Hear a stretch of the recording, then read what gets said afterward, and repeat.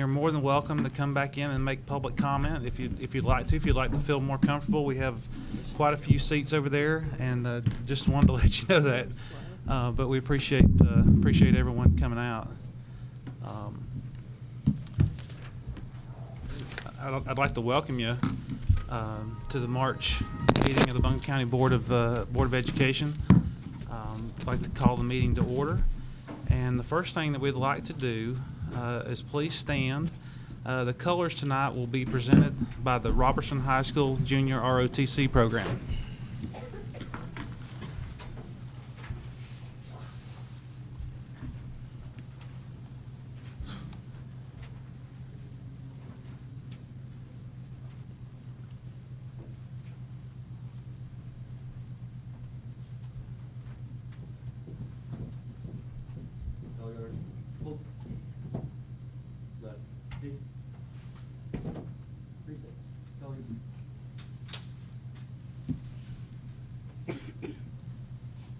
I pledge allegiance to the flag of the United States of America and to the republic for which it stands, one nation, under God, indivisible, with liberty and justice for all.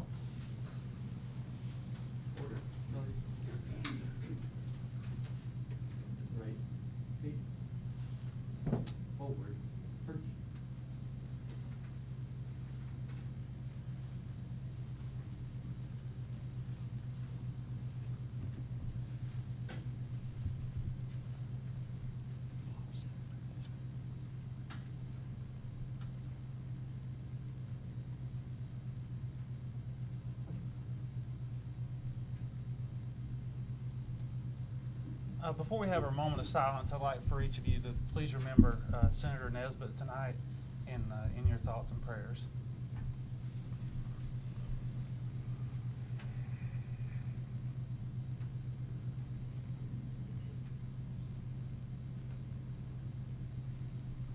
Thank you. Please be seated.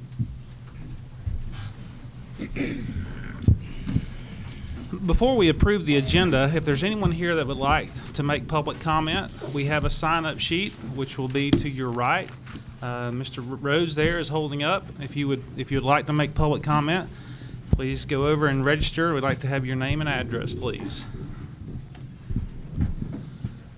All right, so we have the agenda before us. Do we have a motion to approve the agenda? So moved, Mr. Chairman. Is there a second? All right, we have a second. All in favor, please signify by saying aye. Aye. All right, Dr. Baldwin, superintendent comments. A sea of red.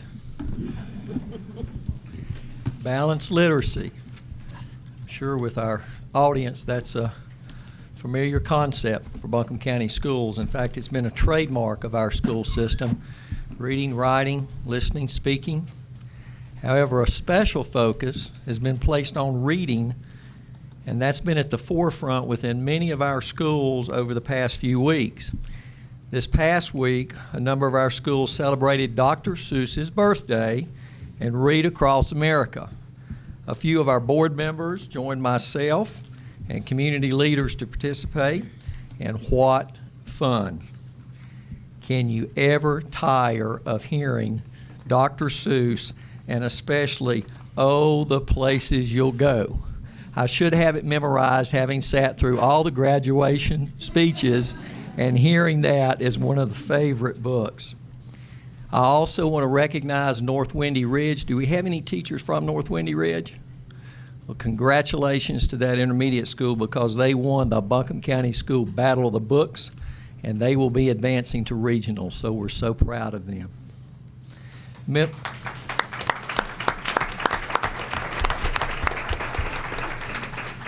Middle school students at work, that happened this week. Mrs. Cheek, she looks tired, and she should. She chaperoned all 750 students. She personally took them as they visited area businesses. They were aligned with the Chamber's 5x5 initiative, and you've heard us talk a lot about that. That's advanced manufacturing and engineering, healthcare, science and technology, arts and culture, and entrepreneurship. What a great means to provide early awareness for our students. and local career opportunities. And Ms. Cheek, again, we just can't thank you enough. What a wonderful opportunity for our kids. We've had 450 families that were represented as we went to all of our middle schools, all 7. In fact, we had an additional session here at Central Office. They were there to hear about the Discovery Academy as well as early college. That was a mandatory meeting. We are currently in the process of receiving those applications for a 9th grade class of 100 students to enter the Discovery Academy, and we will soon begin interviewing candidates for the Academy's first principal, so we're excited about that. Finally, I'm going to be fairly short and sweet tonight. A bit later in this agenda, you're going to hear from Chairman Reinhardt, and he will be presenting a board resolution regarding the 25% selection process of teachers for a 4-year contract. To preface that resolution, you will now hear a summary and update from representatives of our advisory committee on where we are in that particular process. But first, it is my privilege to recognize those members of the committee that have been working over the past several months. They represent District Teachers of the Year. They also represent several former system-wide Teachers of the Year. And needless to say, this has been an extremely challenging process. I consider each and every one of these individuals to be very brave, because what essentially we've done is we've recognized that this is the law as it's stated, and that what they have been asked to do has been very difficult, because they have left their personal viewpoints and professional viewpoints regarding this particular law. And what they have done is a remarkable job of just simply remaining focused on the task at hand and representing the rights of all 1,404 teachers that we have determined would meet the minimum requirements for this legislation. So, Board, I want you to see who these individuals are. I'm very proud of them, so I'm going to ask them again to be very brave and stand at this time, if you would, members of our committee.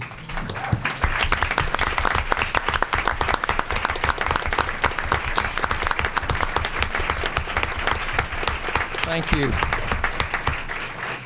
At this time, 2 members, Eric Grant and Stephanie Buckner, certainly 2 of our finest in our teaching profession, are going to be presenting to you, the board, an overview, a summary of this process, and also update you in terms of where we are.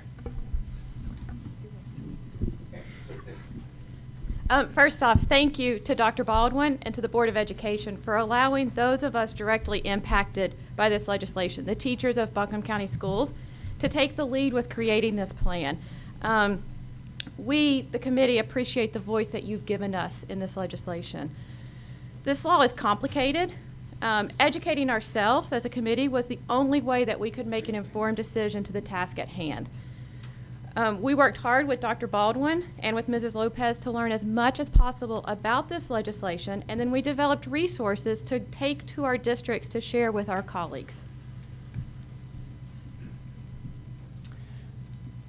Thank you for the opportunity to speak tonight. To begin with, committee members presented in our base districts a presentation that informed folks about the legislation. And as a committee, we agreed on some very clear purposes for our presentations. The first purpose was to share the law. We felt that in order for folks to make a decision based on knowledge, they needed to understand the law. We felt that, number 2, we wanted to share what we considered to be some viable options for addressing the law. And number 3, we wanted to share how all teachers could have a voice in the process. So tonight, we will share with you an abbreviated version of our presentation to the districts, our survey results, and an update from our committee. So here's the law. Let me flip to my page. Thank you. As stated, we shared the law, and in particular, the highlighted portions of that law. And what those say, in essence, is that 25% of teachers are to be awarded 4-year contracts from each school district. In order to be eligible, each teacher needs to have taught in Buncombe County schools for 3 consecutive years and to have been proven proficient on their teacher evaluation instrument. Also, that by accepting the contracts, teachers would accept a $500 annual pay increase in exchange for relinquishing career status, otherwise known as tenure. And that number 4, the superintendent would recommend the names for board approval such that the contracts could be made and accepted by June 30th.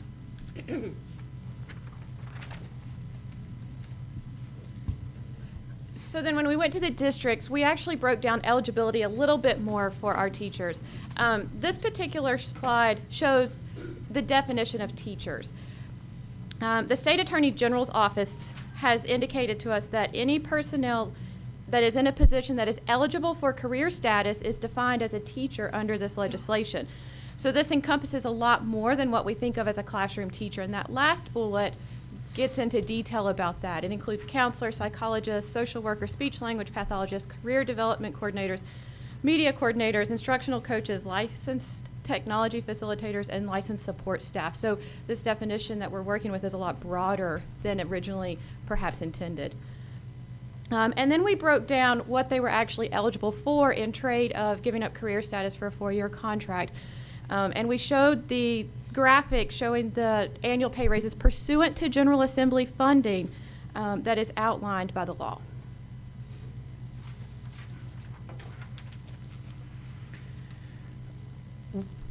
We presented for teachers an overview of what the difference was between career status and 4-year contract. Again, this is a complicated law, so we wanted to make sure that all the information was there for teachers to make an informed decisions and for our county to make an informed decision. It's really tight. So then how does the calculating the 25% look in Buncombe County schools? We talked a little bit about that 25%. There's about 2,000 eligible employees in Buncombe County schools. When you break that down into the different definitions of job descriptions, 85% of those are what we consider classroom teachers, and then 15% fall in the various other licensed positions over on the side. When we apply the filters that are mandated by the law, we have approximately 1,400 candidates that would be eligible, and when we take our 25%, we come down to about 350. So Buncombe County can offer about 350 employees this 4-year contract.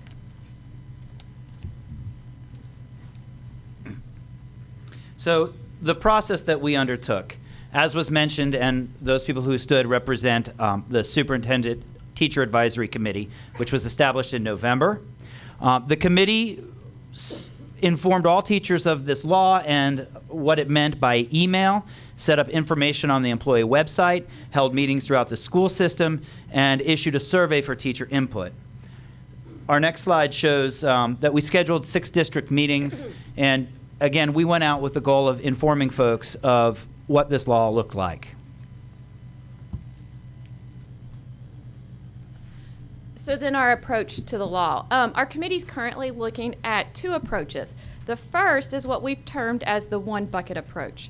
This approach would select 25% of eligible employees from 1 bucket. However, different positions have different evaluation instruments that have different ratings. And if you'll recall, the law requires a minimum of proficient for eligibility. So what is proficient on different instruments? Well, that's what this slide shows. You see that there's 4 different evaluation instruments for the different job descriptions. And the green bar indicates the proficient level. And so you can see that there's various amounts above proficient and below proficient on the various instruments. So this is problematic and presents quite a bit of complications. So the committee also has a multi-bucket system. Under this approach, personnel with like evaluations would be grouped, and 25% of each bucket would be selected to total 25% of the county.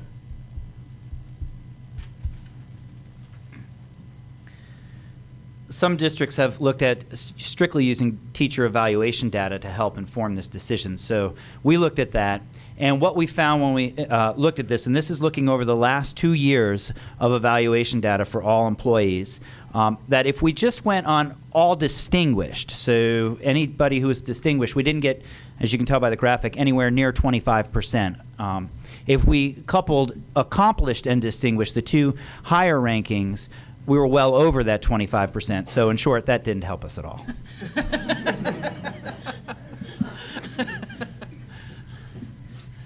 So we thought we'd ask our colleagues' opinions. So we commissioned a survey.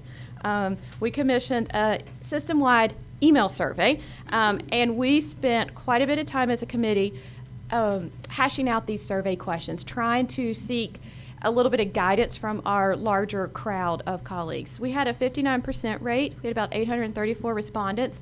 It was offered to all 1,400 employees. So now I'll share the survey results, which of course were interesting too. The first question, will you accept the contract in exchange for career service? 82.4% of teachers said they would not accept the contract in exchange for career service. While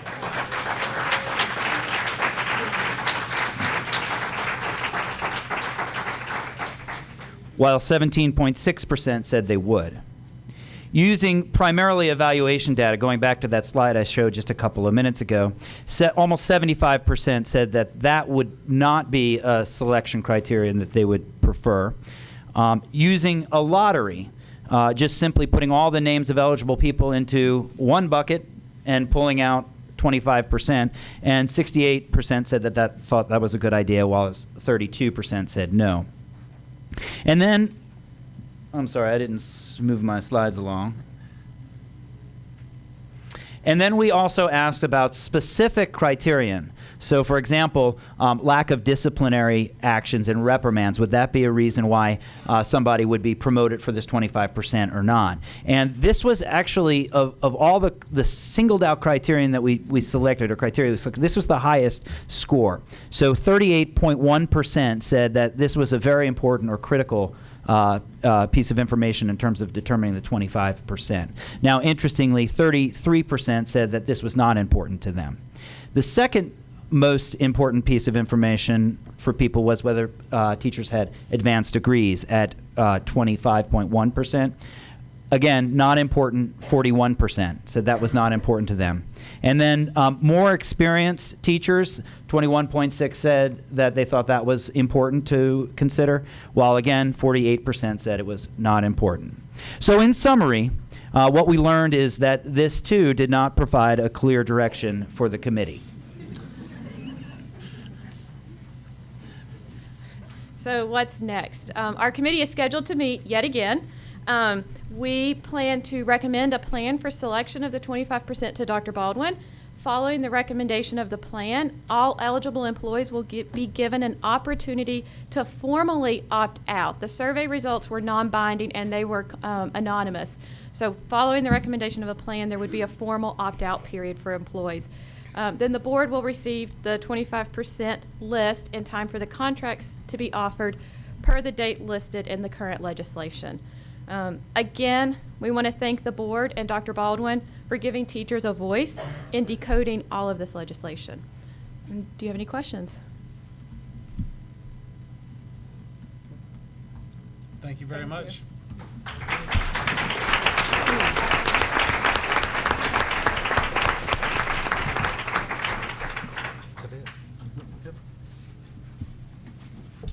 All right.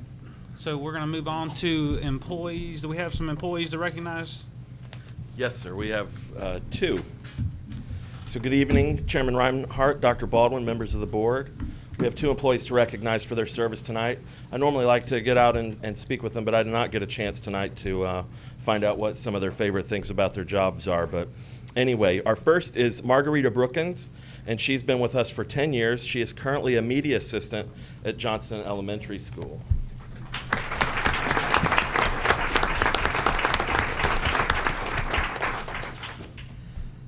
And the second recognition is William Abramitis, who has been with us for 20 years, and he is a science teacher at Reynolds High School.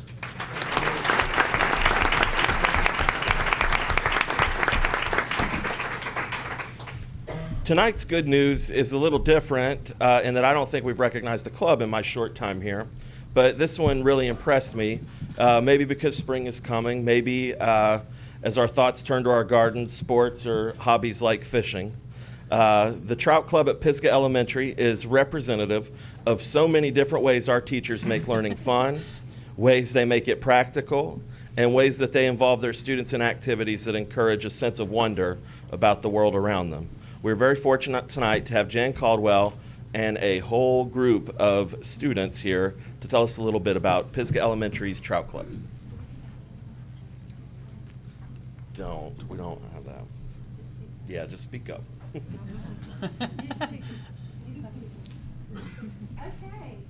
Trout in the Classroom is a national environmental education program for students in grades K-12.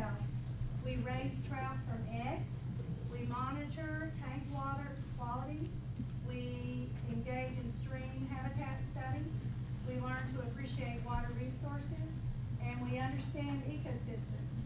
And this is the second year for Pisgah Elementary's Trout Club.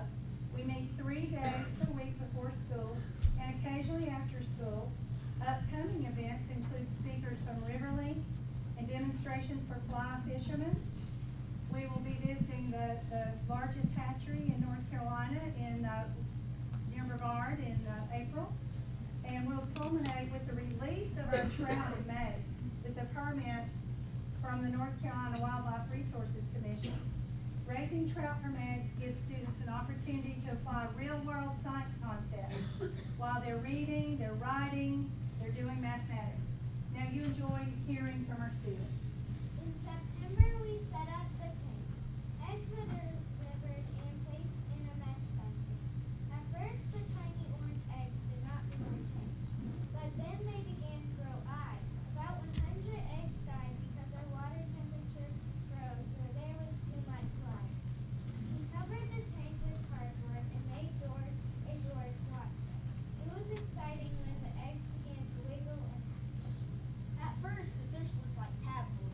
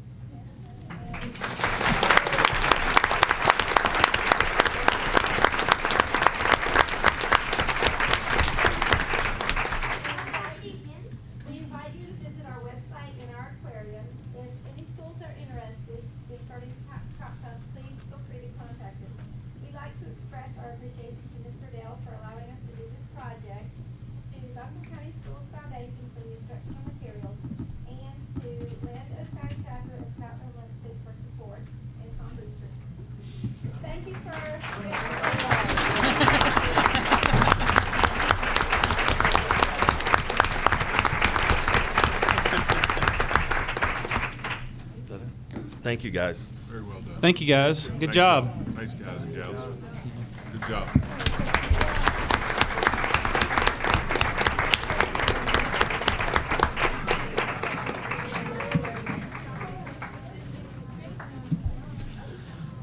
All right, for the folks that are out in the hallway, there's a few seats that have opened up towards the front here if you'd like to come find a seat.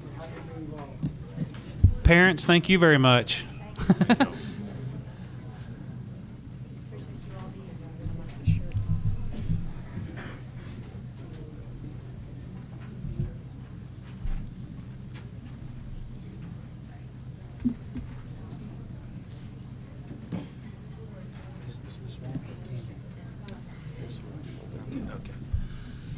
And next on our agenda is the curriculum feature, Read to Achieve. Ms. Swanger, thank you. Well, I have to tell you, for Dr. Seuss's birthday, I didn't read "Oh, the Places You Will Go." I read, "I Don't Want to Get Up Today."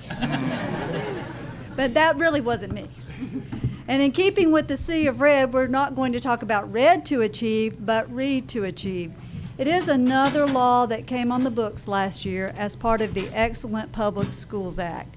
And it has provided lofty goals for our children, because we certainly want all children to be able to read on grade level when they leave third grade. That's been a board priority. You have supported our teachers in that endeavor.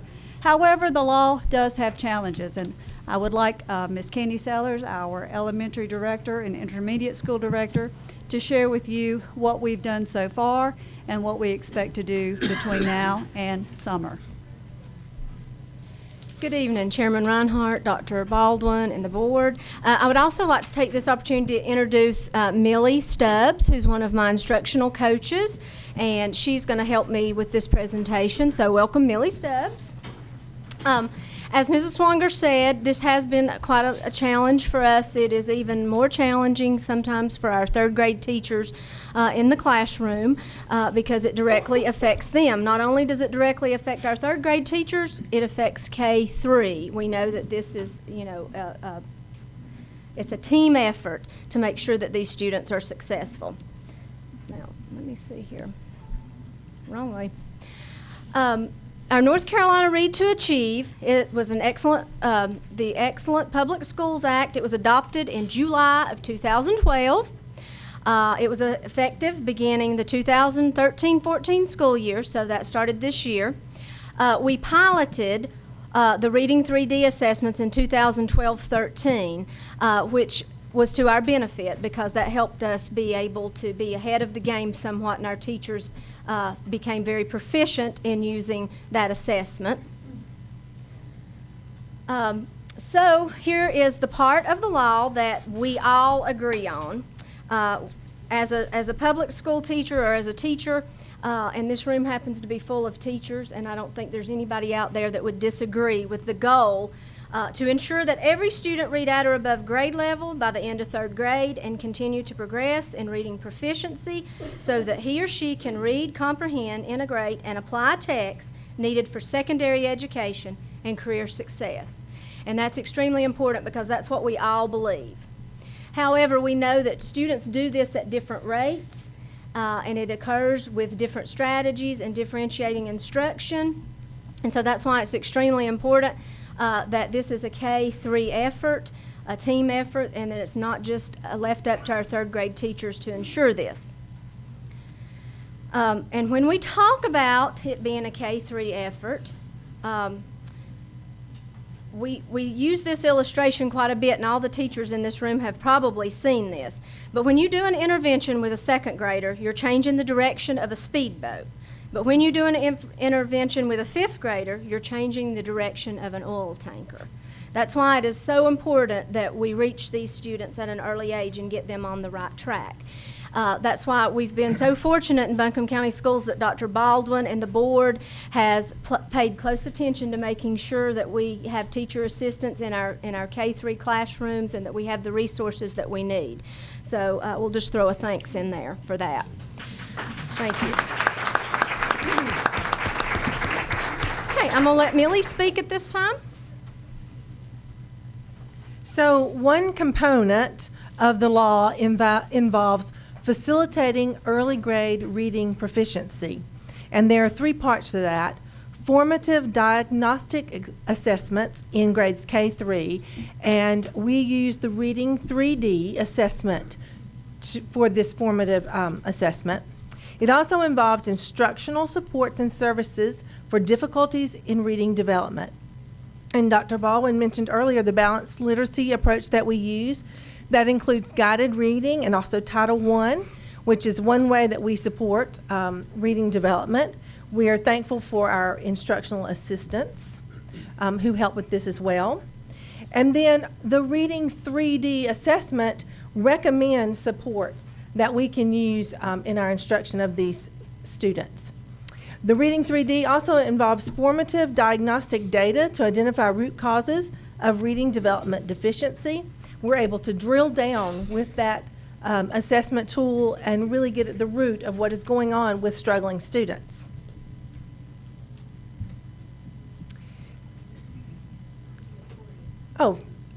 So I rushed it, I think. Sorry. So the M-Class Reading 3D is a formative and diagnostic assessment tool, and it has 2 components. It involves the Dibbles Next, which is a universal screener. There are as few as 1 or as many as 6 assessments in that portion of the Reading 3D, and they last from 1 minute to 3 minutes.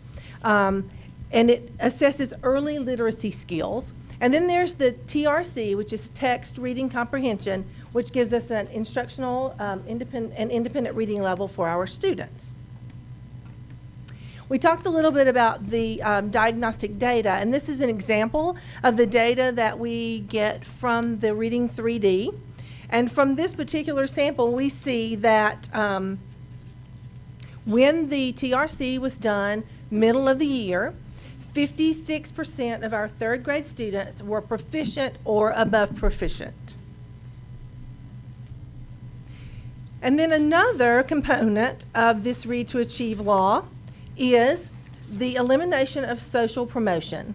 And that includes retention after 3rd grade. Students who do not meet the Read to Achieve requirements are retained after 3rd grade. However, there are several good cause exemptions to the law. Okay, and I know that chart is a little different, a little difficult to read, but our chart kind of gives us a flow of how this works. So the student is in 3rd grade, and they are given several opportunities to be proficient so that they move on to 4th grade. One of those ways is they can pass the EOG and be proficient there. If they don't pass the EOG, they have a second opportunity to take the EOG. We also have, and we're going to talk about that in just a minute, but the BOG, which was given at the beginning of the year, and Millie will probably talk about that in just a few minutes. I don't want to steal her thunder.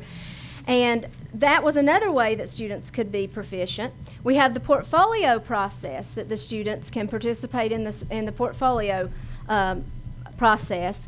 And this is where we have the 12 standards, and the students have to score at least 70% on 3 of those passages at each standard. And they can work on those at their own pace. Some students are ready for that process right now, some students are not. So the students that are being successful will continue with it. If they feel frustrated or not being successful, then the teacher pulls them out of that process and works with them individually on those standards to help prepare them for that. Along with that, they're still doing progress monitoring throughout this time with the Reading 3D.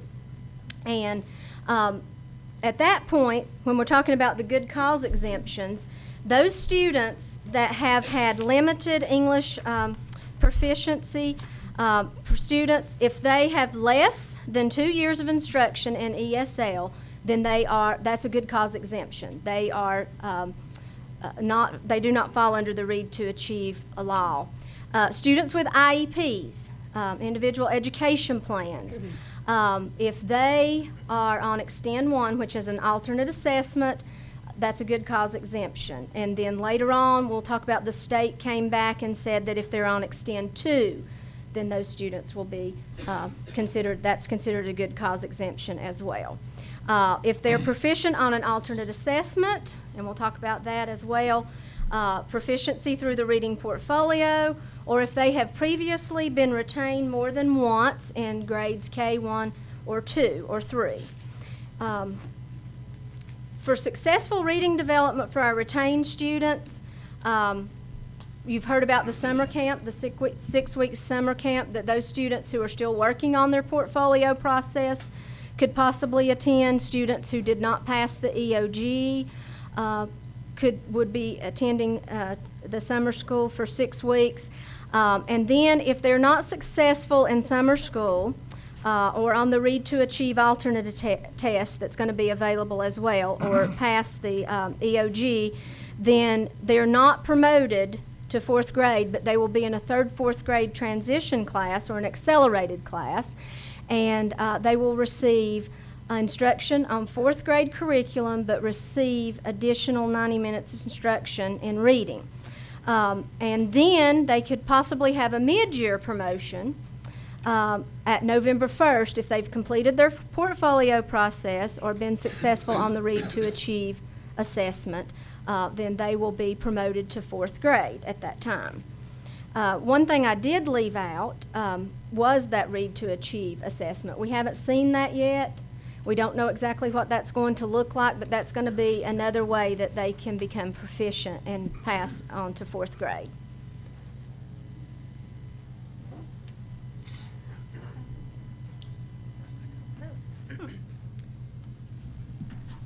Well, okay. Do you want to use your hands and go ahead? The battery's going dead, Oh, okay. so we must not be plugged up. Okay. So, Ms. Swanger serves on the Read to Achieve Advisory Committee, and that committee met in January. They were provided with the opportunity for districts to share their concerns and questions about the Read to Achieve law. And after that meeting, we received several updates based on their input. And those updates include students with a scale score of 442 or higher on the BOG reading test, and the BOG is the beginning of grade reading test, have demonstrated proficiency.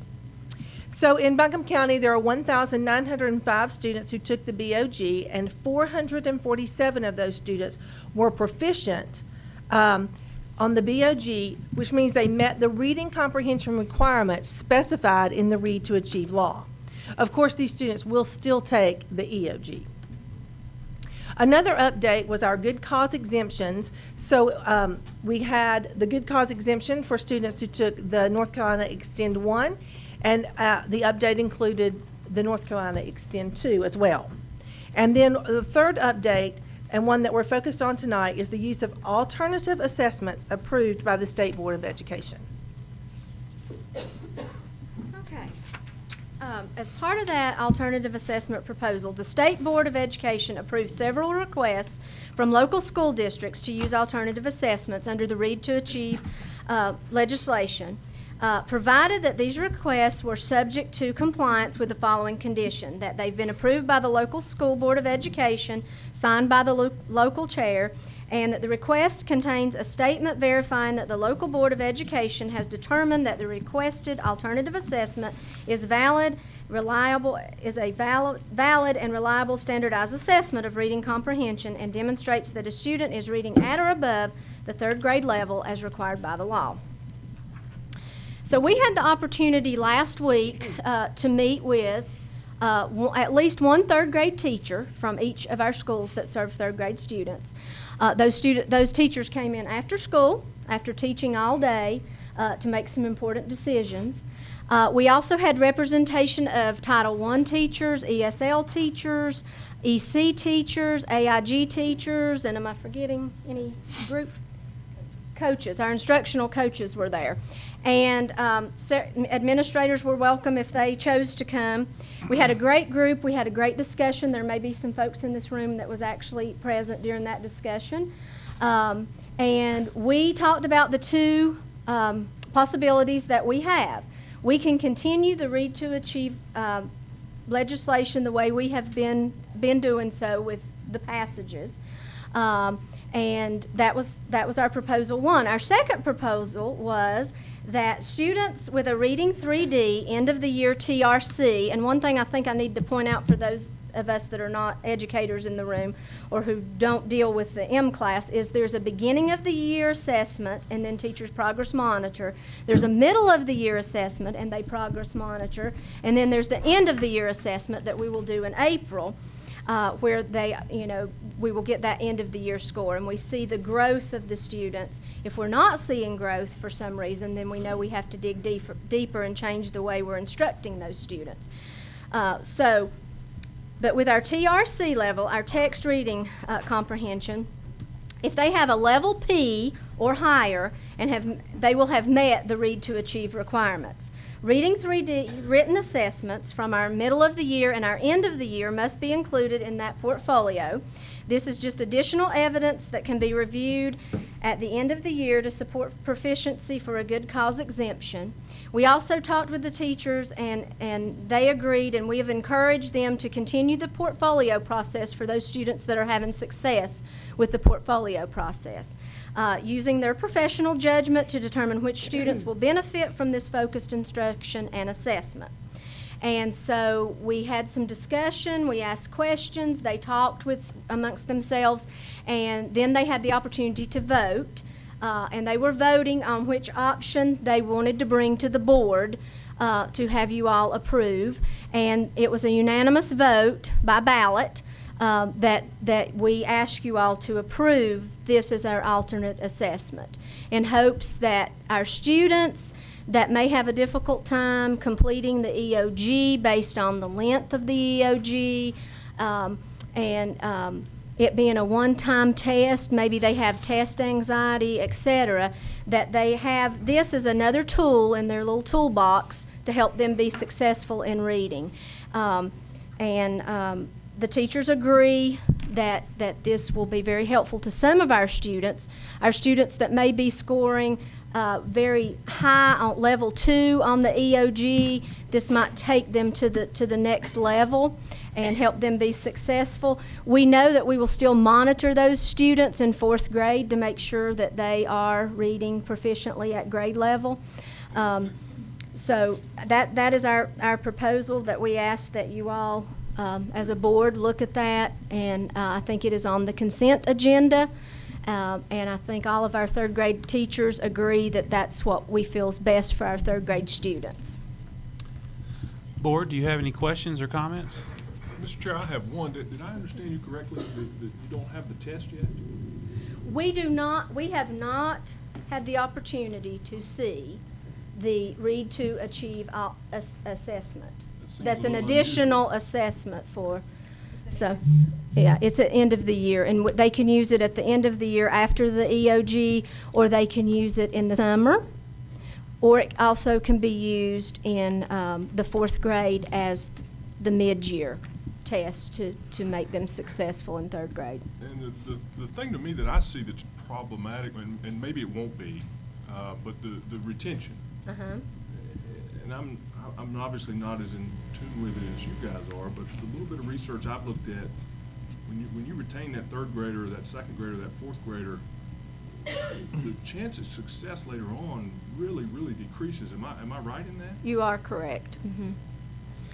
And as a county, we have always looked at that research and respected that research, but we have also, as a committee, we've respected when teachers have come to us with concerns. Schools have committees that look at that individual student. They sit down, they have conversation, they meet with the parent, all of the teachers, staff members that work with that student, they sit down and have input. The principal, of course, has the final decision, except with this new law in 3rd grade about promotion. We take those discussions very serious. And that's handled on an individual basis, but you're exactly right. The research shows that there's a higher percentage of those students dropping out. Thank you, Mr. Chair. How much, I think we all agree with the goal of this program, Yes. but how much time is lost of actual teaching time through the bureaucracy? I think that answers your question. I mean, is it 30%? Excuse me, I couldn't hear. 30%? I mean, how much is taken away from actual teaching? Well, now that we've added the portfolio process, I would venture to say it's a little more than 30%. And our teachers do a wonderful job differentiating instruction. They're orchestrating groups while they're working with other students. They do a wonderful job with that. But there's only so much time in the day. You're right. So. All right. Any other questions or comments? All right. Thank you very much. Thank you. I'm sorry our That's okay. PowerPoint went astray on us here. Thank you. All right, next on the agenda is public comment. If you have not signed up and would like to make public comment, it's still not too late to do so. Mr. Rhodes, do we have anyone signed up for public comment?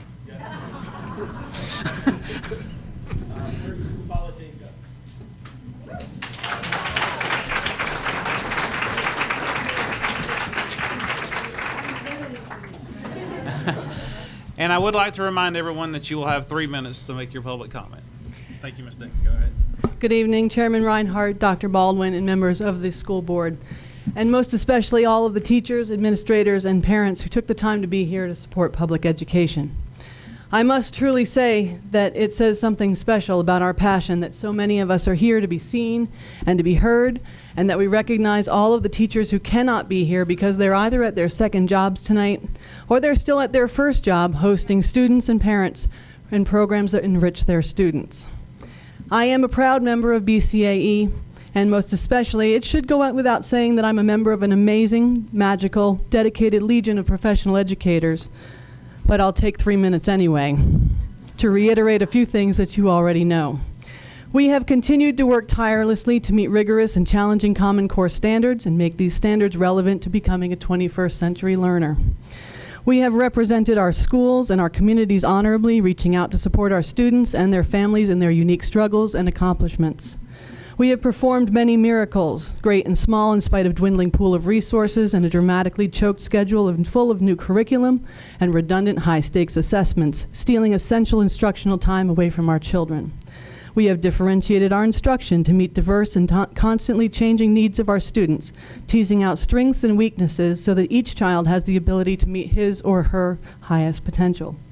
We've continued to persevere and share our best practices to the rich benefit of our colleagues and, most importantly, our students.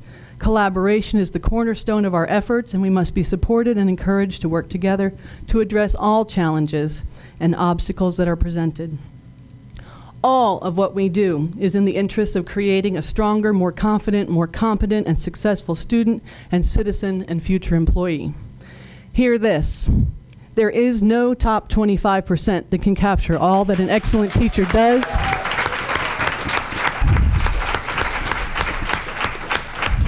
And all that they mean to this community. Regardless of the outcome of tonight's meeting, we will continue to do all of these things and more because it is what we do and almost any of us wanted to do.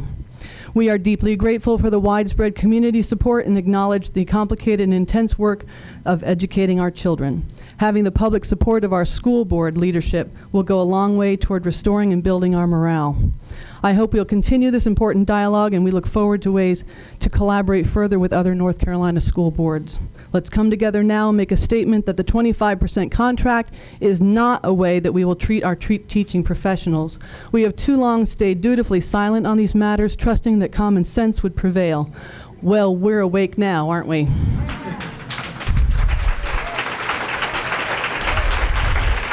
And in the end, this is not about us. It's about the education of our children and the strength of our community for many generations to come. Thank you very much. Thank you, Ms. Linda.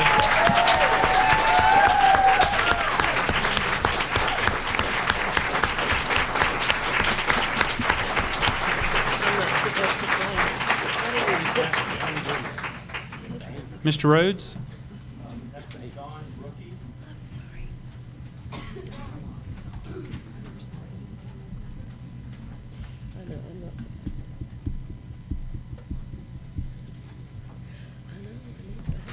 Hi, good evening. Wow, Paula, that was powerful, and I don't even want to be here now. No, I'm just kidding.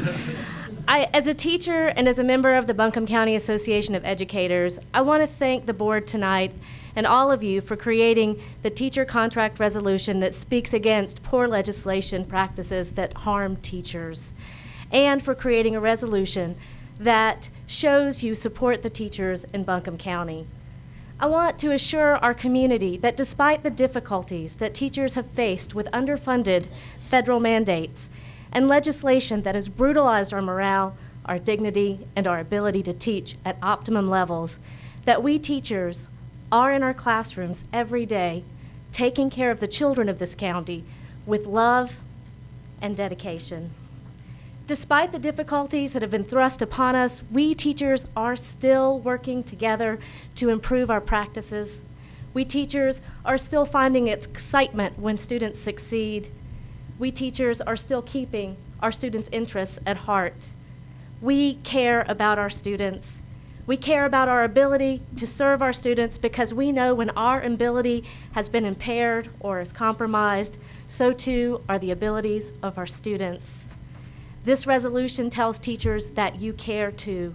And again, I thank you. Lastly, this resolution sends a positive message to teachers that our community supports us. In a time when good teachers are leaving this profession to find work where they can be fairly compensated and respected, this resolution says to them, we hear you, we are listening, we are trying to help. And I ask for your continued support and awareness as we navigate through these difficult times in public education. Thank you. Thank you, Ms. Brookline.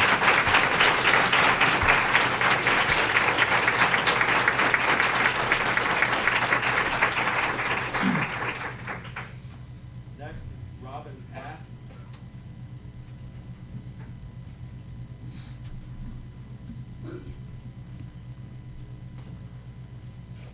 Mine is very short. Chairman Reinhardt, board members, Dr. Baldwin, colleagues, and parents.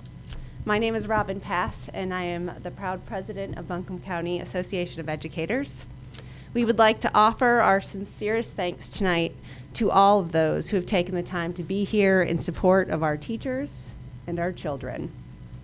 Board members, on behalf of BCAE, of teachers across this county and this state, we would like to thank you for your efforts to put forth a resolution that rings true to the frustrations we have heard expressed continually regarding these 25% contracts. Knowing that our board supports what's best for our teachers and schools and ultimately our children feels somehow like a victory. When we look at the lengthy list of obstacles teachers are faced with day after day, many out of our control, it's encouraging to see that steps towards change can be achieved. I wanted to borrow from a phrase I heard recently that I found just profound and relative to these very challenges, and that is this: we must remember that when referring to the conditions that a teacher must work in, we are ultimately talking as well about the conditions that a student and a child must learn in.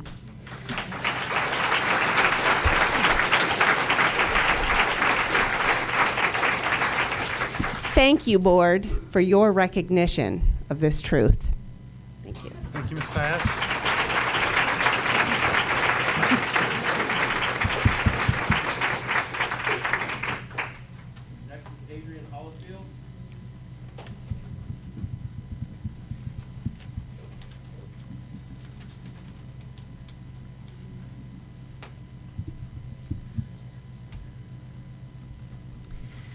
I'm Adrienne Hollifield. I teach at Owen High School.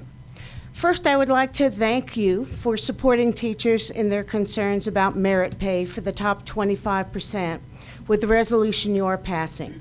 I particularly like the statement that Buncombe County has more than 25% of its teachers who deserve merit-based raise, and that the mandate process is demeaning to teachers. You're right about that. In fact, I encourage you to continue to support teachers in any way you can, because teachers are on the brink of an abyss right now. As I listen to conversations in the workrooms and the halls, I hear almost every teacher talking about leaving teaching for another profession. They're looking for a profession that receives more money and a profession that receives more respect from their elected leaders. They're looking for a job where they are not required to work during the day, grade at night and on weekends, and still be expected to give more. My colleagues and I cannot give more. We have neglected our families and our home lives and dedicated ourselves to the education of our students. We are their teachers, their cheerleaders, their motivators, their social workers, their counselors, and their role models. We must motivate the unmotivated and inspire the jaded, and to be frank, we are worn out.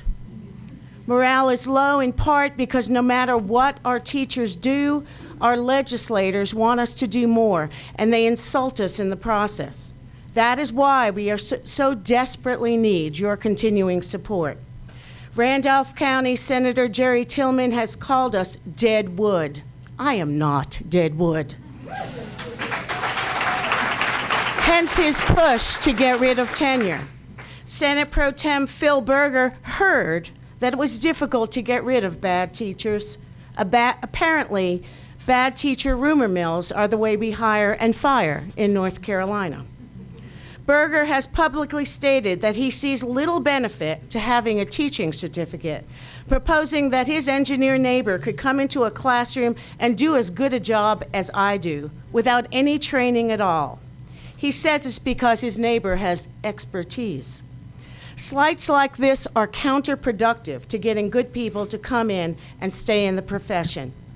I ask you, board members, to consider taking this resolution further by standing with Wake County and taking your concerns to the governor, or joining with Guilford and Durham counties and taking our legislature to court, making it really clear that this state administration is taking the heart out of teachers and teaching, and a broken education system is not what we want. Thank you.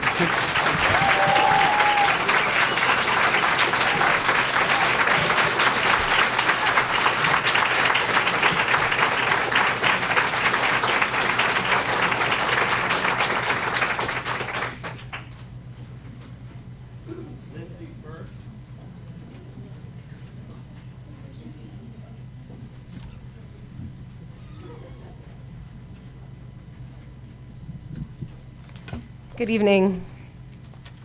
I'm so proud to see you all. Wow, you all too. And I'm so proud to be here with you. My name is Lindsay First. I'm a teacher at T.C. Robertson High School, a proud member of BCAE, and an organizer in the NCAE 2020 Organized 2020 Caucus. I want to step back from the contracts for a second and say that whatever else tonight might be about, it is at its roots about change, or courage, rather, sorry, can't read my own writing. It's about courage and possibility. Nobody feels what's going on in education in this state is right. Everybody knows that education in North Carolina is under attack. Everyone knows that these policies are destructive and criminal. But many of them feel hopeless or scared. They don't feel that it's possible to be heard, or that change can happen, or that they have that power. They feel fearful of retribution in their jobs, or from a vocal and sometimes hurtful minority. When our school board takes action and leads, it changes the game. When you vote to stand up for students and their parents and their teachers, you tell this community that there are options. It lends courage to those of us watching who maybe didn't have it. It shows us that we can push our boundaries for what is right and emerge on the other side, that we can take risks and change can occur. It creates possibility that wasn't there. Look, I'm here tonight and I'm gonna go to work tomorrow and it's gonna be okay. They're here tonight standing up for us and they're gonna be okay. It makes it okay to step out. It makes it possible to speak up. It gives us hope that when we do that, something might happen. I want to ask all of you, no matter what happens here, to remember what you see here tonight. And remember what you feel here tonight, because this is possibility, and this is courage. And for every one of you, there are 50 more at your school who are feeling hopeless and a lack of courage, fearful.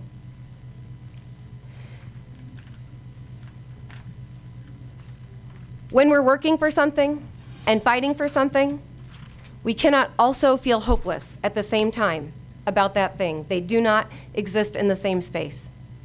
And board, tonight, I know that you are going to help all of us feel hopeful and courageous and experience possibility.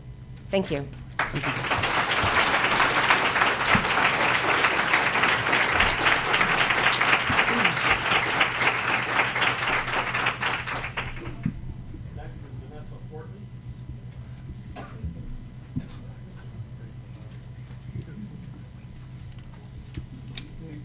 Good evening, everyone. I apologize. I am not here.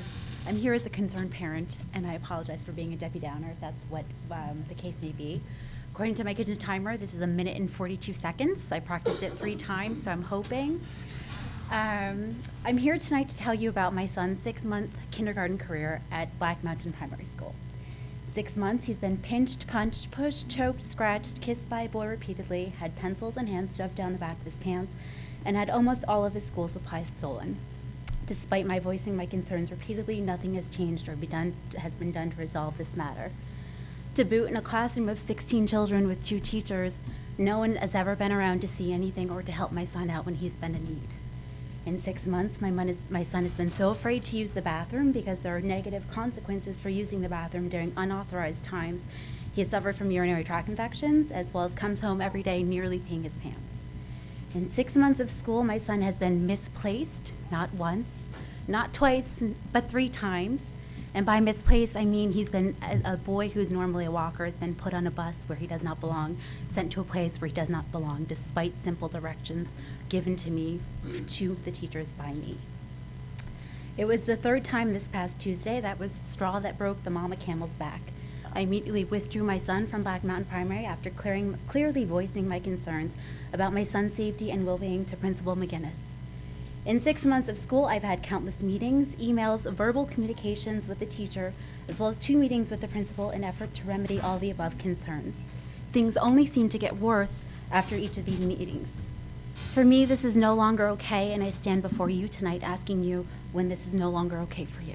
Thank you very much. Ma'am, I would ask that if you can stay around after the meeting, maybe you can talk to Dr. Baldwin for a few minutes. Okay, thank you.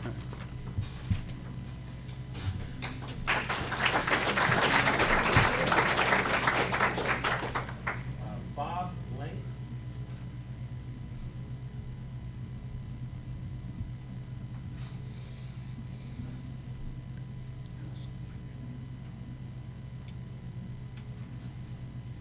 Mr. Chairman, members of the board, fellow Democrats. No, just kidding.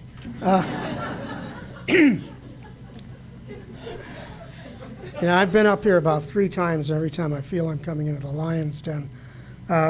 I've got a couple things to say that I think are of substantial importance about how the board proceeds with its activities. And before I say that, I'm going to just simply give you a little bit of background upon my background, upon which I base my comments. Currently, I'm president of Asheville Lions Club. I'm a precinct chair in the Buncombe County GOP, but wait. I publish a magazine for physicians in Western North Carolina. In my previous lives, I've been a member of the Planning Commission for the City of Roseville, Minnesota, chairman of Common Cause in Minnesota, member of the board of directors of a YMCA in Minneapolis, member of the board of directors of a Presbyterian church in Minneapolis. And back when you could be a Democrat and think for yourself, I was a Senate district chair of the DFL party in Minnesota. In my business career, I've been a director of development for Minnesota Public Radio. I've had a consulting firm that worked with nonprofit organizations all over the upper Midwest. I've been a public relations director of the United Way in a large city. And I've been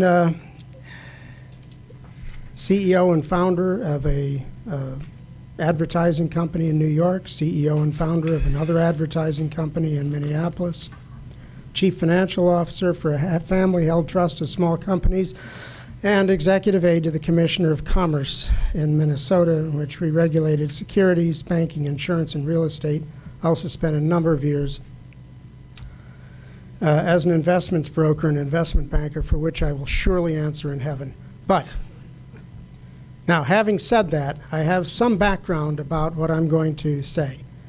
I understand that this board has developed essentially a closed agenda for requests for agenda placement that must be approved in advance by the chairman, that no resolutions can be brought before this board by committee members. I've never experienced in my life anything as closed and as untransparent as this. And I would highly strongly request from you that you check into how many other school boards in North Carolina use this procedure and whether or not it is appropriate for a public forum like this with an extremely important agenda to have a closed system like this. And secondly, Mr. Lane, thank you very much. Is that 3 minutes? Yes, sir. All right, Audit Committee. I mentioned that last time. Yep. Thank you, sir. Mm-hmm.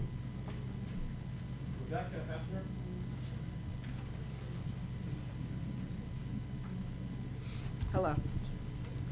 I'd like to return back to tenure.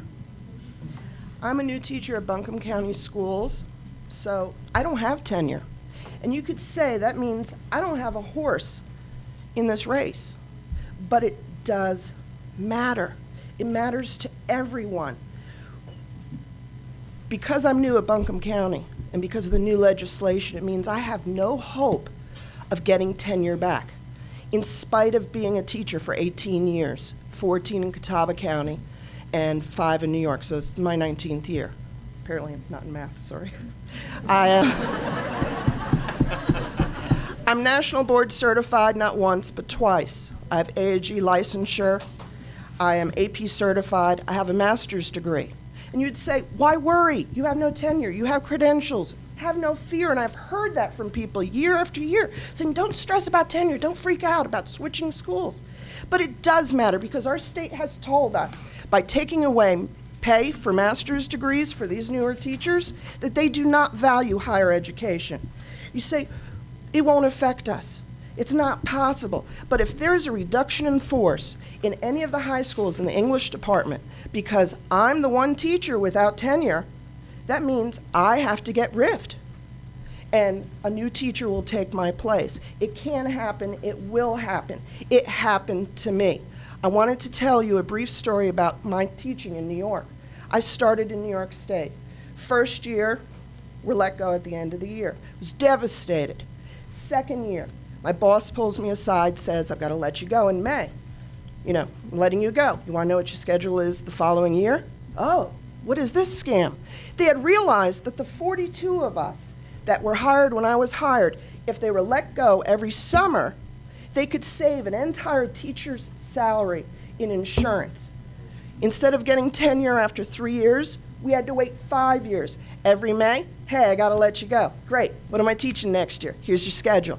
It was this going line. So for 5 years, I made $32,000. For 5 years, I had no insurance over the summer. At the end of 5 years, all 42 of us were cut. What is their agenda when they take away tenure from teachers? They're wage busting. They want to keep us at first year pay. They've told us they don't value higher education. That's why they're not paying other people with master's degree. Should I be worried? I'm always distinguished or accomplished on my evaluations. Yes, I'm worried. Because state of North Carolina has told us it doesn't matter. And if there's a reduction in force, they have to let me go because I don't have tenure. And I do not make $32,000, which means it would be smart to let me go. This should have made me silent. Instead, it's made me angry. Ms. Hefner, thank you. Thank you.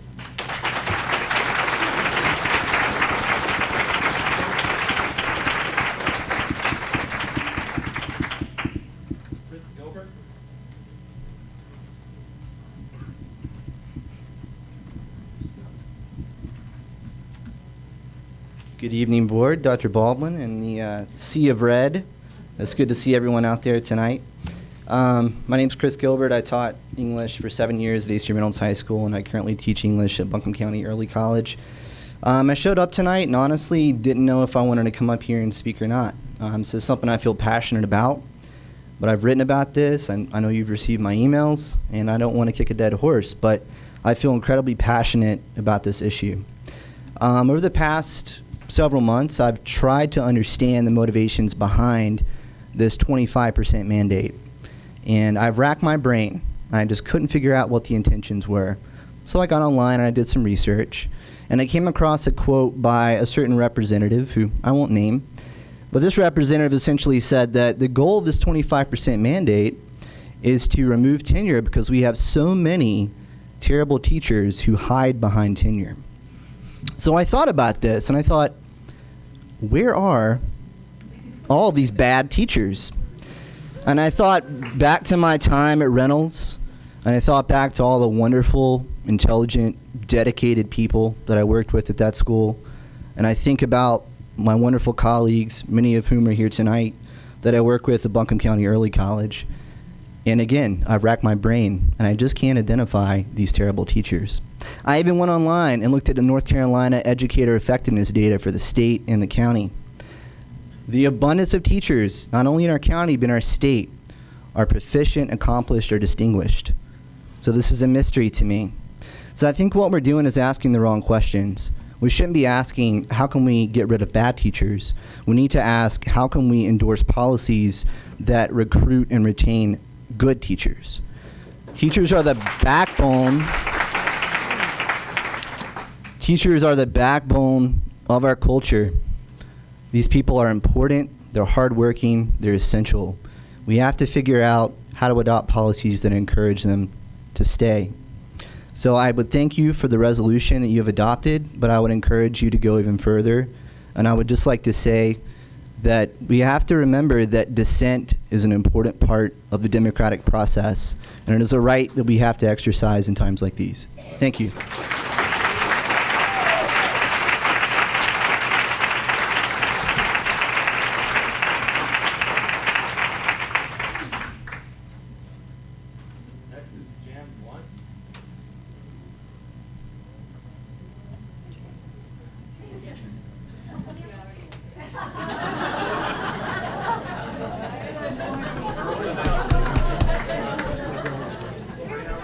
Yes, I brought the snow and the ice. Good evening, Chairman Reinhardt, Superintendent Baldwin, members of the board. It's good to be here with you this evening as a member of the public and here with my educator friends, teachers from Buncombe County Schools, hopefully some Asheville City. And may I say that brown is the new red. Forgot my red. As you know, I'm attending classes now with Western Carolina's Master of Public Affairs program. And I'm taking a fascinating set of classes on legal issues and public policy. Fits very well with this policy because it is, as we've learned in my class, arbitrary, capricious, and downright illegal, in my opinion. I would like to commend the board and the board attorneys for moving forward with the resolution toward this 25% mandate. You've done a great job of calling attention to the potential illegalities in the General Assembly's action. You have, as you've heard from my colleagues, you've pointed out the divisiveness and the fact that this is a very destructive action by the General Assembly, and I'm very glad that I know you will all pass this resolution tonight now that you've heard my eloquent educator comrades. However, I'm here for a slightly different reason, to thank you for this resolution and to beg that you pass an additional resolution referring to the Opportunity Scholarship Act or private school vouchers. Those of you who have not thought this one through, be aware that this act will take away millions of dollars from our school systems. When they take that money away and they take the teachers away, it won't be the math teachers, and I respect you. It won't be the social studies teachers, and I respect you. It will be the arts teachers. We will lose course opportunities for our students because of this act. So I would like to ask you to go along with the North Carolina School Board Association and dozens of other local school systems in also considering a resolution against the Opportunity Scholarship Act.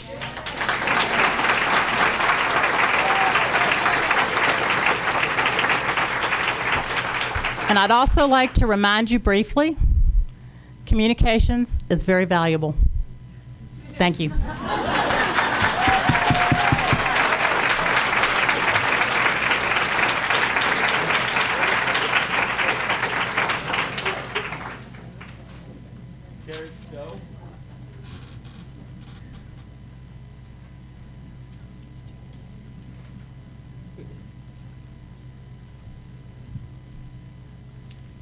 I'm Kerry Stone. I'm a graduate of T.C. Robertson High School, class 79. And I'd just like to thank all these teachers because we're the backbone of our society. They teach everybody that what right from wrong, from Bill Estes picking up his paddle back in the day and teaching me right from wrong, to Charlie Kuntz teaching me to continue and strive on to do the right thing. And I am your candidate for clerk of court, Democratic candidate for clerk of court on May 6th. And I support these teachers. The work they're doing is so important to our community. Thank you.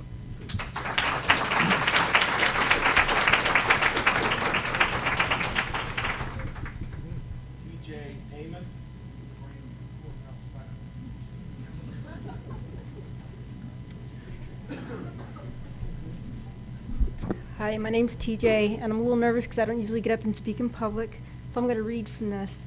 I just wrote it out. Apologize. Really nervous. Thank you. My smartphone's not very smart either. Okay. I am dismayed at the lack of long-term perspective by the General Assembly of the real cost of cutting teacher funding, losing teachers due to lack of respect for all teachers do for students regardless of the level of pay. Teachers sacrifice daily to offer children a chance for a successful future. Now my phone's stuck. Many folks could not be here from in and out of the county whom stand in solidarity with teachers. Regardless of political differences, I know that they all agree that education is the foundation of a great society. And Memorial Monday, they had a day where they stood with teachers for public education. And I don't remember the count of the people that were there in Raleigh, but I know there was a number of people in Asheville. And they were there just to support teachers and let them know that we appreciate everything they do.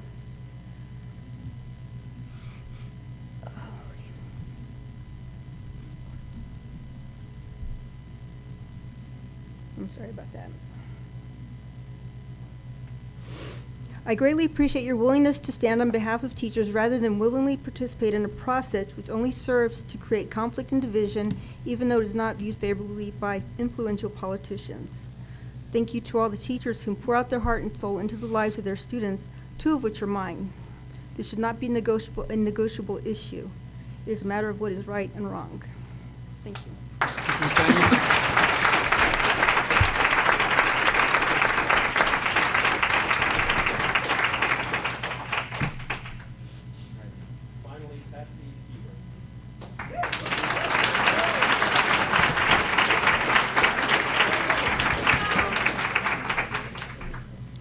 I came here tonight in my red simply to support teachers, but a little while ago I got some really sad news that Senator Martin Nesbitt had died, and I felt like this was the perfect place for us to acknowledge him and to thank him, and for his spirit to be with us right now, because we don't have anybody who has been with us for as long as Martin has, supporting teachers and supporting education, and I just wanted to share the news for those of you who have not heard that yet. So in the spirit of Martin Nesbitt, who fought for us in the legislature against all this garbage that has passed and all the disrespect for teachers, he was a champion, and we appreciate him. Thank you.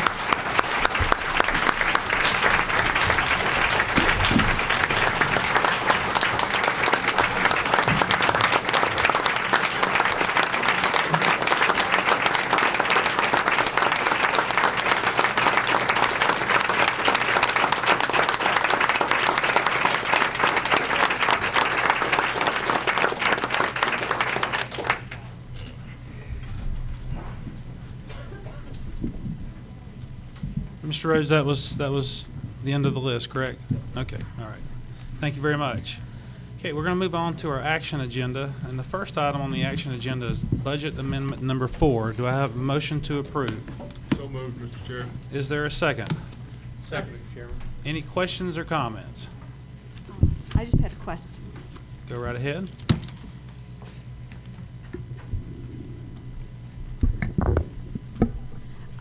Yes. Can you hear me? Yes. I wanted to, thank you so much for the very thorough report and the breakdowns, especially the capital outlay fund.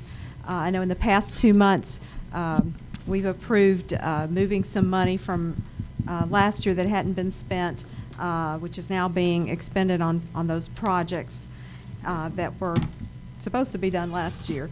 But I'm just still trying to get a handle on exactly which projects were done, this year using last year's money, and would like to get an itemized list of the entire capital outlay fund. I know last year we had $8.9 million that was undesignated. Now, according to the auditor last month, all of the funds have been assigned.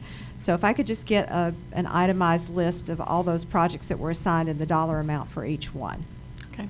That's all. Thank you so much. You're welcome. Any other questions or comments? Mr. Chair, I have one, maybe Dr. Baldwin or either one.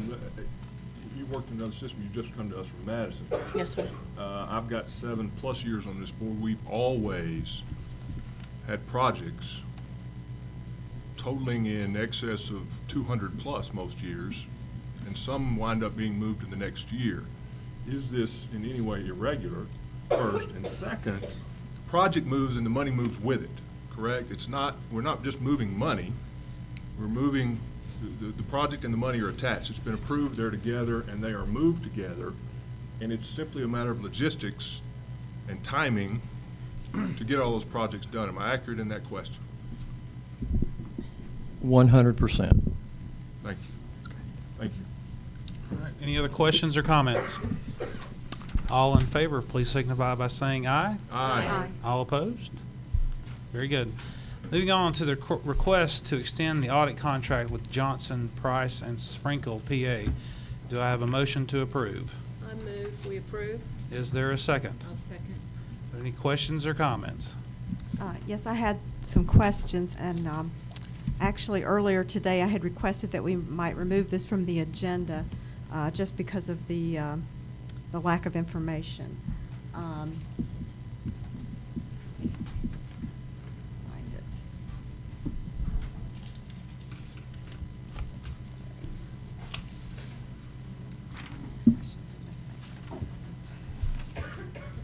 I'm sorry, if you could just give me 1 minute to find my audit. No problem. Does anyone else have a question or comment while we're waiting?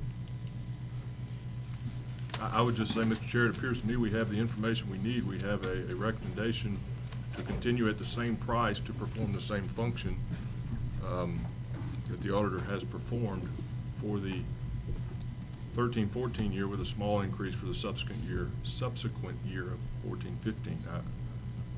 Seems to me we have the information we need. Okay. As it relates to this.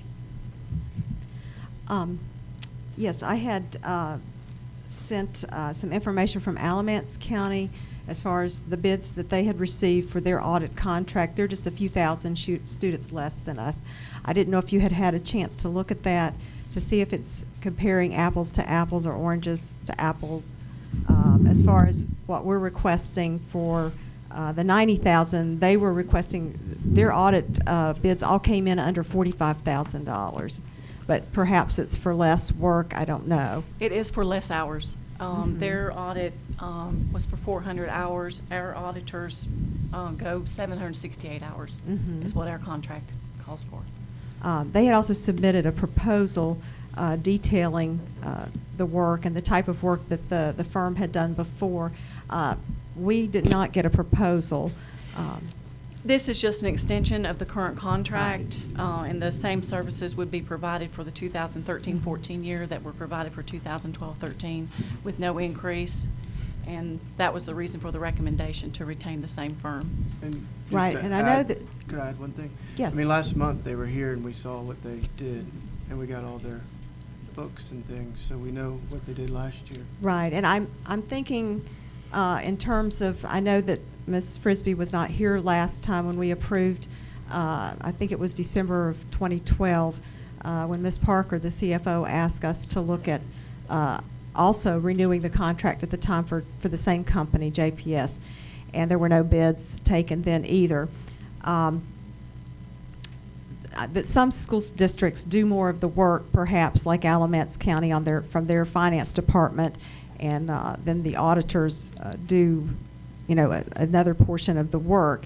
And I don't know if that's possible that we could do more of the work in-house and not have to pay, double what Alamance is paying, for example.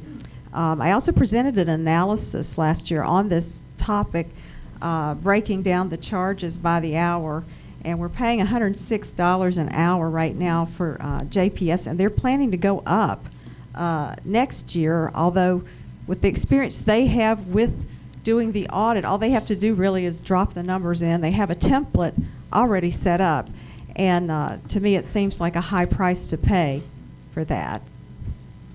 Okay, any other questions or comments? I'd like to ask a question. Yes.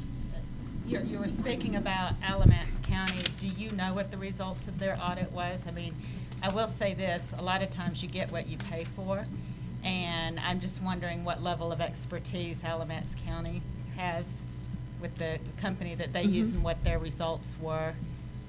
There's also more important things than just money, but how we are looking at how we spend the money that we have. And I, for one, have been very pleased with the company that we've been using. Mr. Chair? Yes, Ms. Franklin. Ms. Frisbee, how many people work in your department? 22. And in comparison to Alamance County, that is more or less? I have no idea how many finance people are in Alamance County. And do we, out of those 22 employees, do we have a lot of downtime where those people could take on other activities? No, ma'am. Thank you. Dr. Baldwin? Well, did you have a comment? No, I just want to thank Ms. Frisbee. We got that request at noon today, and that team made calls and provided information that clearly shows that the quality that we're getting from Johnson, Price, and Sprinkle, and you made a reference that they are going to increase their prices. I don't think we've ever heard that. In fact, what we heard was the exact opposite, that they were holding. So I think that was certainly, by saying that would be misinformation to give to the public. So again, with all the awards that this particular finance department over decades has received, to question the quality of the type of service that we're providing, I think in an era of transparency and the accountability that we hear from so many people, I think that would certainly be a question that would not be appropriate. Thank you, Mr. Okay, Chair. let me just clarify that. So the 2-year contract will remain at $90,000 for each year. There will probably be a small increase for 2014-15, but that's just a normal thing. Mm-hmm. I negotiated, and he agreed just a small increase just to pay for the labor. When will the work begin with the new contract? Will that start? They start their field work in May. Mm-hmm. Okay. So we still have some time. The reason I had asked to delay the vote until next month was so that we could possibly get some bids. The North Carolina School Board Association recommends that you change auditors every 4 years. Basically, I guess you can get comfortable with the auditor, they can get comfortable with you, just as far as being transparent, as Dr. Baldwin said, making sure that sometimes things might get overlooked, that a new auditor would come in and see something from a different perspective. Continuing, this will be, we've already had them for 5 years, I believe, since 2009, and then that'll be 7 years when this is completed, that it may behoove us to look into bidding this out. So I'm going to amend the motion on the floor that we postpone the vote until next month, until we can get some answers about what the difference is possibly between the Alamance data and hours, and possibly look into bidding out the contract. All right, we have a motion to amend the motion. It's not really a motion to amend, Ms. Baldwin, it's just a motion to postpone the vote on the main motion. Does that accurately reflect what you would like to occur? Yes. Yes. Okay. So do I ask for a second? Yes, sir. All right. Is there a second? Okay, I will ask the one question, I just real quickly, what would the ramifications be if we did postpone? If we did or did not? If we did. Well, the RFP process is very time-consuming, and we would have to write that proposal, send it out, get the responses back, evaluate the responses, and then bring those responses back to the superintendent and the Board of Education for vote. Okay. At that point, it would be difficult to get that turned around by the April meeting. Okay. So that would be the May meeting that the possible approval could occur, and that would just be really too close to where they're starting their field work. Okay. And it might just delay the whole process. Just a quick comment. I mean, I'm not opposed to switching one day, but I'm not sure this is the year that we should switch, given the newness of our leadership in that department. And I think another year would be a much, much better time to switch if we do that. All right. Well, I just wanted to note that the last time we approved this was January 31st, 2013, when we approved their contract 2-year extension, which means potentially that would be January of 2014 if we were matching up with what we did in the past. So I'm not sure why, the delay, it wouldn't seem to be that important, since we didn't even approve this until January of 2013 the last time. If that makes sense. I think the delay you mentioned is if you put together an RFP to go out there for bid. That is there's correct. your delay. That is correct. It's not delaying this vote. If we delay the vote and come back and vote and approve them, but if you put together an RFP and put it out there, then you've got a whole other issue that you're dealing with if everything goes well. That is correct. If anything doesn't go well, we went through this with the fire alarm system at Irwin High School. We had a recommendation. We put it out for bid and we came back with higher numbers. In your professional opinion, is this a fair price for the work that we're going to have done and the quality of the firm that we're dealing with at Johnson, Price and Sprinkle? Yes, it is, absolutely. How many schools does Jackson Price Sprinkle audit each year? I do not know that number off the top of my head. Yeah, because this was important information in the Alamance bids, that they based on how many schools were served by the auditor. That was important criteria, and I just, want to feel like that we're, We're not the only district they audit. Right, I have in my memory, I have asked him before, it was not at this past time, I think it was a year ago, I have in my memory that they do 12. But I could be wrong, but I have asked that question before privately with him, because I know him in some other venues, and I think it's 12 that they do, is what my memory tells me. And I guess still going back to the fact that we just approved the 2-year contract in January of 2013, and it's only been a year and a half. Is there is there a rush for this? Because if we were able to approve this in January of 2013, why can't we wait till January of 2014, and get some more bids, like I was saying? Well, it's the bid process that will take the time. Right. Getting the proposal, sending it out to the vendors, getting those responses back, evaluating those responses, and then making a recommendation. And they start their field work in May, and I'd just rather not delay the process. Right. Haven't we already passed January 2014, though? This is March. I'm sorry. I meant 2015, excuse me. You're correct. 2 years would be 2015 January. In order to Thank give the you process for that. adequate time, the RFP should be sent out in December or January for the next year. Okay, thank you for that information, too. We did not receive, like I said, anything more than a one-page memo. I'm still not comfortable, without the details of knowing what, what the money's going for. Are we paying for too much information that we don't need? If Alamance is paying $45,000 for their information, I just want to make sure that the dollars are focused on teaching and learning as many as possible. and that we're not Duly paying- noted, Ms. Ballin. Mr. Chairman, I'd like to also make a comment that we actually received more than a one-page memo, because I've got a pretty thick book sitting on my nightstand right now that tells me otherwise. And Are you talking about the audit, you mean? the actual book that we Right. got? I believe The it was just CAFR, last month. The Comprehensive Annual Financial Report. Yes, so explain to me exactly what it is that you want to see differently with, that this company is not doing, that you think can be done differently, and that Alamance County is doing, that's going to bring Buncombe County schools to such a higher level. I'm not quite sure I'm following where you're going with this.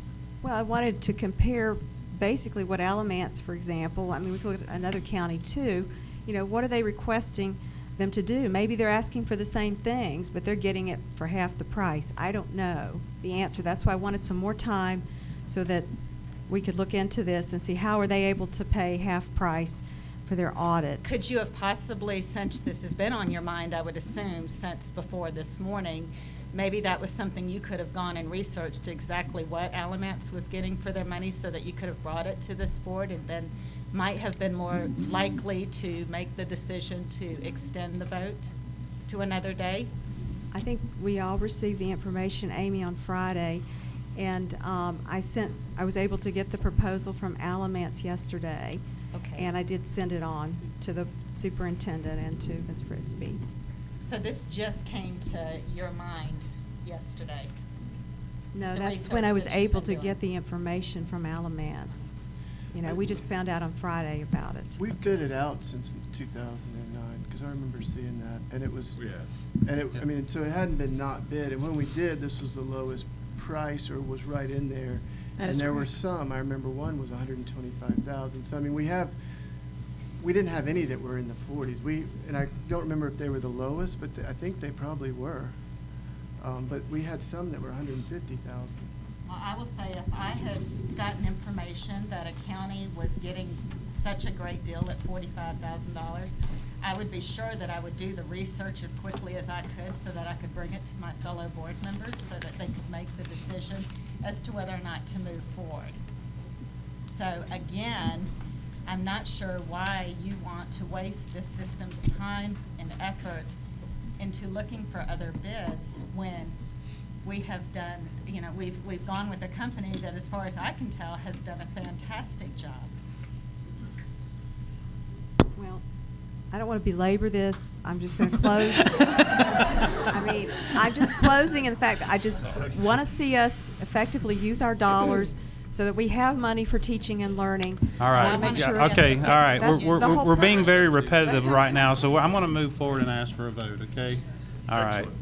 All in favor, please signify by saying aye. Aye. All opposed? Aye. Thank you very much. Okay. Thank you. All right. Okay. Board, before you now, you have a resolution dealing with the teacher contract. If you would allow me, I'd like to read it before I ask for a motion. I'm sorry, it's probably going to take a few minutes, but now comes the Buncombe County Board of Education hereinafter the board on the 6th day of March 2013, and this duly constituted regular meeting where a quorum of said board is present, hereby resolve the following. Whereas in the Appropriations Acts of 2013 North Carolina Sessions Law 36, hereinafter the Appropriations Act, the North Carolina General Assembly amended North Carolina General Statute 115C-325 to prohibit local boards of education from conferring career status for any additional teachers after August 1st, 2013, and effective July 1st, 2018, eliminating career status for those career teachers who have previously been granted career status by a local board of education. Whereas this board takes no official position as to prospectively eliminating career status for teachers who have yet to obtain it, the board believes that retroactively removing career status from these teachers who have already obtained it may unconstitutionally interfere with employment contracts legally issued by the board by eliminating a vested property right from career status teachers in violation of the United States and North Carolina constitutions. Whereas, as of the date of this resolution, there is pending litigation regarding the legality of the Appropriation Acts with respect to retroactively eliminating career status for teachers, and whereas the Appropriations Act includes legislation that requires superintendents to recommend and local boards of education to offer 4-year contracts to 25% of teachers with 3 consecutive years of teaching experience in the school district who have met certain standards of performance, hereinafter the 25% mandate. Whereas the 25% mandate requires that in exchange for the 4-year contract and a $500 pay raise for each year of the contract beginning with the 2014-2015 school years, those teachers with career status will voluntarily relinquish their career status. Whereas in order to consider the contract offer under the 25% mandate and given the pending litigation calling into question the legality of retroactively divesting teachers of their career status, teachers will not have sufficient information to make an informed decision when they are faced with the decision to voluntarily forfeit their vested property right to career status in exchange for a 4-year contract and additional compensation. Whereas furthermore, the language of the 25% mandate is vague and subject to multiple inconsistent, excuse me, I hit the wrong button. Now let me find where I was. Okay, sorry about that. Whereas furthermore, the language in the 25% mandate is vague and subject to multiple inconsistent interpretations. Whereas the language in the 25% mandate does not define the term teacher, and that term has been interpreted differently by the General Assembly's fiscal staff in the North Carolina General Assembly. Whereas the Attorney General's opinion, assuming that opinion is upheld in court, broadly defines teacher to include various classifications of employees aside from traditional classroom teachers. And whereas the 25% mandate requires superintendents to recommend only those teachers who are proficient on the teacher evaluation instrument, but fails to recognize that many categories of employees treated as teachers, based on the Attorney General's advisory opinion of that term, are not measured by teacher evaluation instruments that consider proficiency.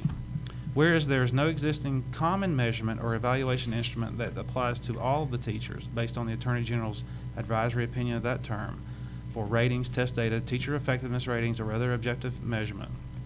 Whereas the 25% mandate fails as a merit-based pay initiative, that teachers had no prior notice of the criteria necessary to earn additional compensation. And whereas this school system has far more than 25% of its teachers that deserve a merit-based pay raise given the excellent service they provide to our students, and therefore the 25% mandate is divisive, inequitable, and demeaning to our teachers. Whereas at this point, the 25% mandate has only been funded for this current biennium budget, and the General Assembly has not assured boards of education or teachers that adequate funds will be allocated to fund the 25% mandate for the full 4 years. Whereas in the event that the General Assembly does not fund the mandate beyond the current biennium budget, the financial obligations to fund the additional compensation for those teachers who voluntarily accept the terms of the 4-year contract may fall to the board. And whereas the board is deeply concerned that the potential unlawful and unconstitutional elimination of a vested and earned property right and the identification of only 25% of the Buncombe County Schools teachers for long-term contracts threatens to disrupt the collaborative, collegial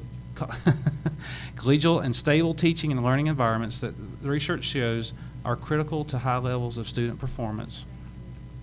Now therefore, be it resolved that the board requests that the North Carolina General Assembly rescind all provisions of the Appropriations Act that eliminate career status for those teachers who have already been awarded career status, that the General Assembly restore career status to those teachers who have a vested right to career status by virtue of having been awarded career status after complying with the statutory and contractual requirements of the board and the state of North Carolina, and allow the board to use the funds allocated in the state budget for the 25% mandate as part of effective and locally developed compensation plan that recruits, retains, and rewards excellence in teaching. And be it further resolved that the board has significant legal concerns and reservations regarding the 25% mandate and its impact on the board and its employees. This the day, 6th day of March, 2014. Do I have a motion to approve? So moved. Is there a second? Second. Are there any comments or questions? Mr. Chair, I have a few questions, if I might. Yes, sir. made some notes. Some of this we've discussed, some of it's covered pretty well. First question for the board attorney, in terms of statute and legal status, as I understand it, this has been funded, we know, for 1 year. If teachers elect to give up their career status and it's not funded for the final 3 years, are we as a board legally obligated? Because they, as I understand it, they will sign a document that is a 4-page or a 4-year contract that says we as a board through the state will be making that pay adjustment for the teachers that would choose to do this. And if it's not funded, where does that do, what legally happens at that point? What happens to us? What happens to a teacher? What's their legal ramification if because in my mind at that point the contract would be void? You are correct. I'm going to try to answer these in the order that you presented them. The first one is that it has only been funded for this biennium, which only means 1 year of the 4 years has been funded, because the first year of the biennium is the current year we are in right now. Second, the board does contract with teachers. The state doesn't contract with anybody. So it's ultimately the board's responsibilities to fulfill the obligations of those contracts. If the State General Assembly for some reason failed to appropriate the necessary funds for the remaining salary increase for those teachers who are offered and actually choose to sign one of those contracts, then ultimately it would fall back up onto the board to honor that with some other type of funding, or B, to take legal steps through due process to eliminate that salary from the teacher. I mean, certainly the contract can be tied contingent to that funding as well.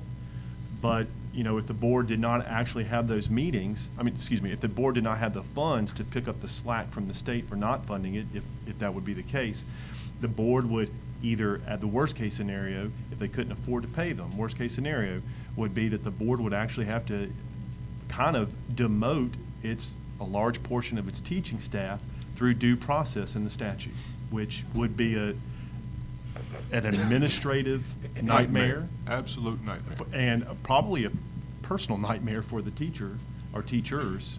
But that would just, that's really the worst case scenario if the board did not have the ability to pick up the slack in funding. And Mr. Chair, could I ask one more question? I don't want to, if you want to go around and come back, I don't know what your plan is. Go ahead. I can't say this as well as the folks who spoke here this evening spoke. But I'm going to ask the question. I've said this pretty consistently to anybody I've talked to from the beginning, but I'm going to ask the question from a legal standpoint. As a Board of Education, as an LEA, what is the legal ramification to us if we, as a board, choose not to participate?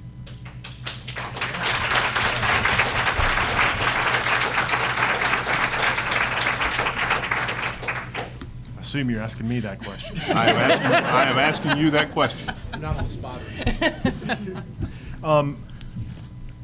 And I just kind of want to say, I'm going to put my personal opinion about the legislation aside.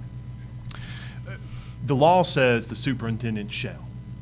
The law says the Board of Education shall. From your attorney's point of view, you should follow the law. There are a lot of laws that I don't like. There are a lot of laws that a lot of us don't like. And we are ultimately still responsible for following them, including the speed limit. But that's my legal opinion. In regards to specifically the question that you raised,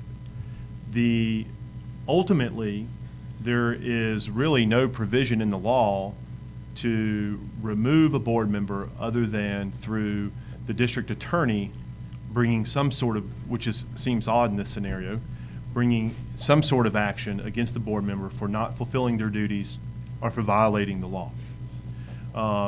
That is ultimately the worst consequence that could occur from the legal standpoint to board members for not following the law. But the individually has the option or the right to Absolutely. choose not to participate. There is no mandate that if offered the contract and the additional money in exchange for the voluntary relinquishment, as the statute calls it, of career status. The teacher does not have to accept that. The teacher is free to say no. And kind of based on that survey results that those folks presented earlier, I think a lot may say no. But that is totally the teacher's choice, and it is their decision, personal decision to make. Okay, other board members have any questions or comments? I did. Go ahead. Go ahead, Chip. Mr. Craig. Bob, thank you, first of all, for running with this and taking the initiative to put this together, and I appreciate the work that you did to make this happen tonight. I wanted to make a small change, very small change. I guess I should do that in the form of a motion, but I would make a motion that we remove the words merit-based on the top of the second page and just take that out. And so it would read, this school system has far more than 25% of teachers that deserve a pay raise given the excellent service that provided to these students.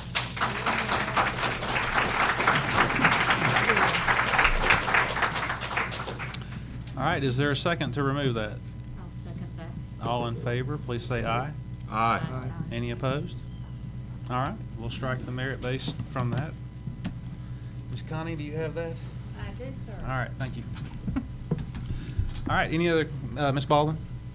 Yes, I just wanted to say that I'm glad we're taking this bold first step towards supporting our teachers and opposing the 25% contract mandate. But I want to challenge the board to take it further and to proactively talk with our state legislators, reschedule that legislative breakfast we had planned, ask for a comprehensive pay plan for teachers, not this piecemeal stuff we've been getting from them, but a comprehensive plan that has teacher input incorporated into it. It's obvious that they need to talk with teachers and find out what the best plan would be. I also want to ask that we reschedule that meeting we had with commissioners that got canceled to talk about the budget. Right now, our principals have received an increase in their supplement. Back in 2006, they received what we call extra duty pay, or it's a second supplement for overtime that they get every month. And also, our non-certified people got a raise. They got 11% supplement, well, 10.77% to be exact, supplement too. But nobody has given the teachers an increase in their supplement. And this is something the county commissioners can do. So I want to just challenge us to look at those, talk with our legislators and our commissioners about what we can do for teacher pay. Okay, just one thing that I'm sure many of you don't know is we several of the board members had expressed wanting, this talked about earlier, but we had scheduled earlier last month, we had scheduled a breakfast with our state legislators that we were not able to pull together. And I just want to encourage, everyone here to make contact in a positive manner with our state legislators and make sure that they understand. I mean, there is some talk, I've heard a little bit of talk about, maybe modifying this law, maybe radical change will happen, but I just want to encourage, and I'm going to steal something from Pat that he said earlier. I don't think there's anything more powerful, certainly I think it's more powerful than this resolution, than the 82% of the teachers that decided or have said that they would not accept. I don't think that you can send a stronger message than that. And I just want you to know that we support you. And I would encourage the board to talk with our state legislators. It's time for a raise for all of our employees, and we will work hard to do the best that we can once we have an idea of what's happening with the changes in the budget that are coming up. So, any other comments? I'd like to Yes, make a ma'am. couple of comments. I'm going to speak as a parent for a moment. earlier, we heard the number 350 people would be the ones getting offered this contract. I have one child. She's currently in the 7th grade. And so I think I added it up pretty well, but in the course of her school lifetime, she's had 26 teachers. Out of those 26, if memory serves me right, 18 to 20 of them would have qualified for this contract, and I actually see quite a few of them sitting out here tonight. And it makes me so proud to see you guys here, and sad at the same time that it has come to this, because it should have never have come to this. Because as a parent, I feel that every one of those teachers deserved that contract and more. And so I did the math, which isn't my strong suit, and I think that it's come up to about, if we took all of my daughter's teachers over the years, I would be taking about 7% of those 350 teachers, and that's a little greedy on my part, and I'm just one parent. And I know I am not the only parent that feels that way. I see several parents here that I know, and they've all said the same thing. We value our teachers. You guys have taught me so much over the years. My daughter has learned so much from so many of you, and I promised her that I would speak tonight just to pass along her thanks, because she truly loves every one of you.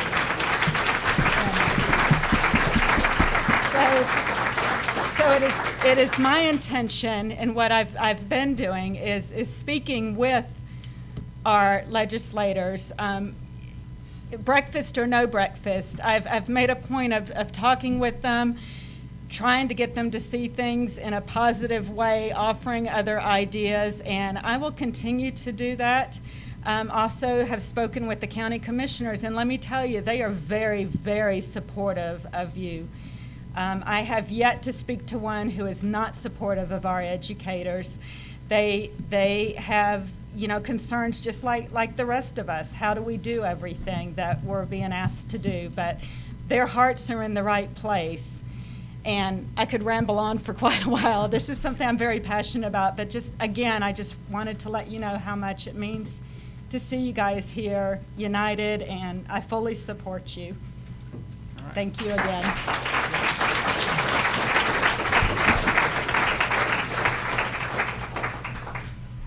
All right. All in favor, please signify by saying aye. Aye. Any opposed? All right. Thank you very much.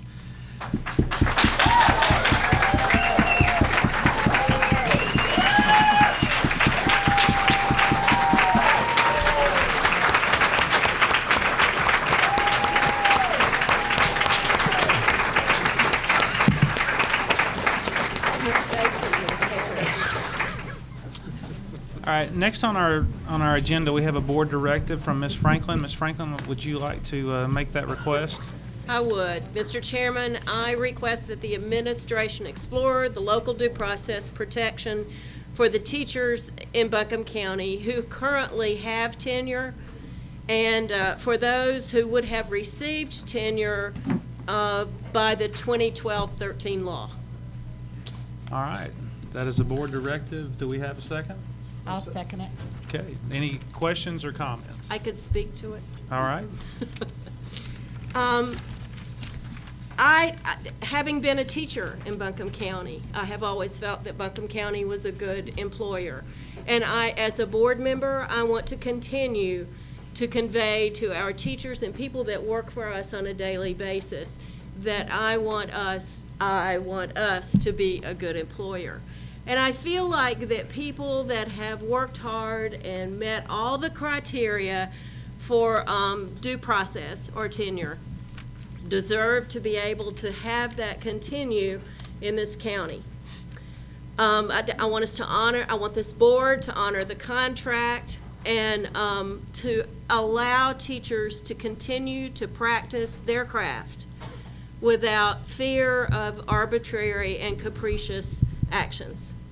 And I say that now because we have supported commitment to that in this county, and we're not going to all be here forever. So by doing this and asking the administration to meet with our attorneys and come back with a suggestion for us about how we might be able to do that, I feel like is a positive step.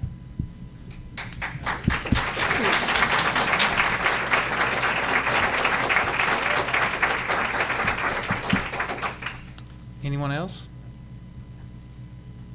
All right, all in favor of having the administration and our attorney look into this and bringing in something in the form of a policy, please signify by saying aye. Aye. Any opposed? All right.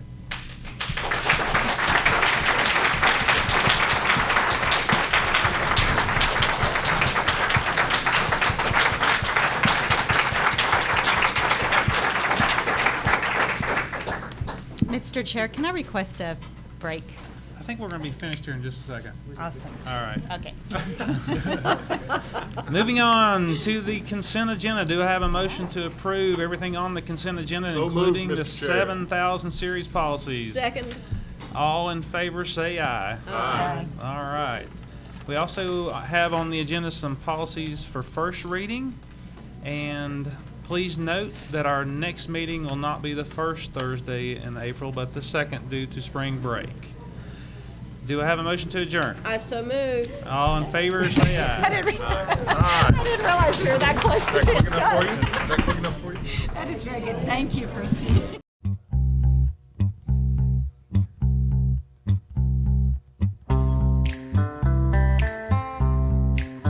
I've got sunshine on a cloudy day. When it's cold outside, I've got the month of May. Well, I guess you'd say, what can make me feel this way, my girl? Talking about my girl. I've got so much honey, the bees in me. I've got a sweeter song than the birds